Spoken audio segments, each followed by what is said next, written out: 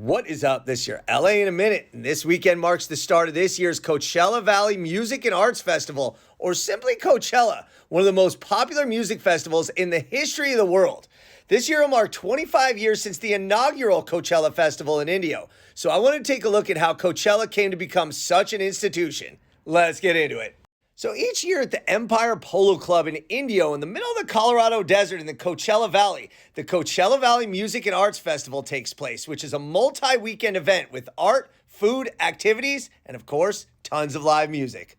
Coachella was co-founded by Paul Tollett and Rick Van Santen in 1999, but the seeds were planted 6 years prior. On November 5th, 1993, Pearl Jam performed for 25,000 fans at the Polo Club, because the band refused to play in Los Angeles as a result of a dispute with Ticketmaster over service charges applied to ticket purchases. Tollett and Van Santen ran a promotional company called Golden Voice, who booked the venue to establish the Polo Club's suitability for large-scale events. The event was a success, but Golden Voice had trouble booking larger shows against higher-budgeted competitors. They were able to get some good acts and put on some good shows, but they couldn't match their competitors' guarantees, so they knew they had to carve out a different direction.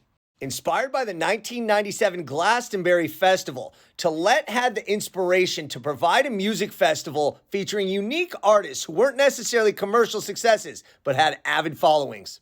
It was at that Glastonbury Festival where Tollett started to spread the word about the Coachella Festival, showing pamphlets of the sunshine in Indio as opposed to the rain in Glastonbury, saying that if he built it, the people would come. By July of 1999, Golden Voice reached an agreement with the Indio City Council, and the Coachella Valley Music and Arts Festival was born, with a preliminary lineup of 40 acts. The show went off October 9th and 10th of that year, featuring Morrissey, Chemical Brothers, Perfect Circle, Jurassic 5, Underworld, along with the headliners, Rage Against the Machine, Tool, and Beck. Tickets sold for $50 for each day and included free parking and a free bottle of water. In total, 37,000 tickets sold for 2 days, and the event was a success despite temperatures of over 100 degrees. There was no event in 2000, but in April of 2001, Coachella returned as a single-day event. In 2002, the festival reverted to a 2-day event, and it was expanded into a 3rd day by 2007. By 2012, Coachella was one of the biggest events around and expanded into a 2nd weekend. The event is now held on 3 consecutive weekends and has happened every year except during COVID in 2020 and 2021. In 2017, the festival attracted 250,000 people and grossed $114 million.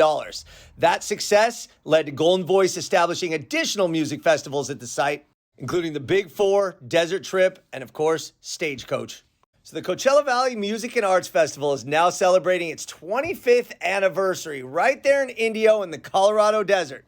It's the biggest music festival in the history of the world. All right, LA, it's been a minute.